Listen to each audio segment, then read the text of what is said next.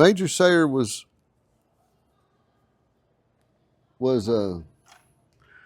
later sent to Korea, and he talked to me about being in combat in Korea. He told me he was a battalion commander, and they were up on a hill somewhere, and there was a machine gun. He said that his battalion had been making steady progress, and there was a machine gun up in a rock formation that was holding up the whole battalion, and they couldn't get past it. And so he said he went forward. It's pretty crazy, but as a battalion commander, he said he went forward, and he was sneaking up on it, and he said as he got close to it, a grenade came at him, and he swatted it. He said he had his 45 in his hand, and he said he swatted it away with the 45 in his hand. He said, but as he hit it, as he was swatting it away, it went off. And he said it was a concussion grenade. And he said it really hurt his hand. It blew the 45 out of his hand and blew the glove off of his hand.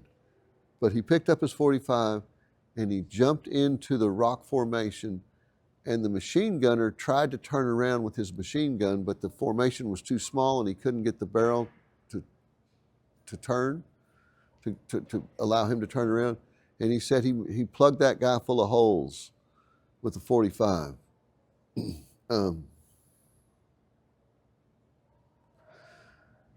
I remember him telling me, talking about Korea, and he said the Chinese would make these charges on him, these waves of Chinese, and he said that they'd have such intense firepower turning these guys back. He talked about how they'd turn and they'd run, and he said it was so easy to shoot them when they were running. And I stopped and I said, you mean you're shooting these guys in the back when they're running?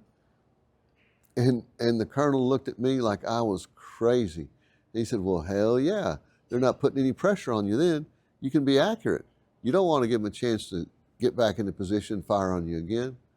Well, that's the naivete of me.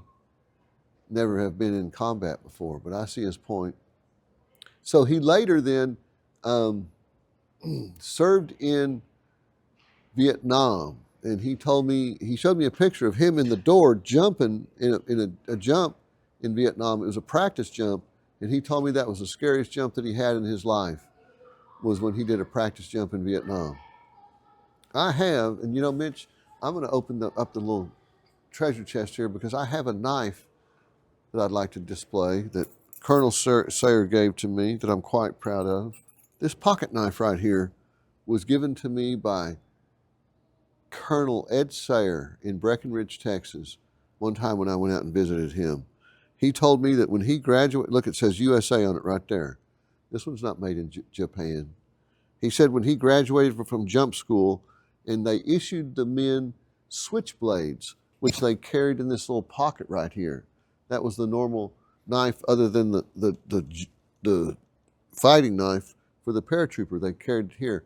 But he said as an officer, he was issued this, and it's like a Swiss Army knife. It's got a can opener, and it's got a screwdriver and some other little tools in it.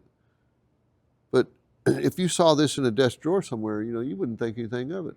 But this went through combat in World War II, in Africa, in Sicily, in Italy, in Germany, meeting the Russians. It went through combat in Korea, and it went through combat in Vietnam.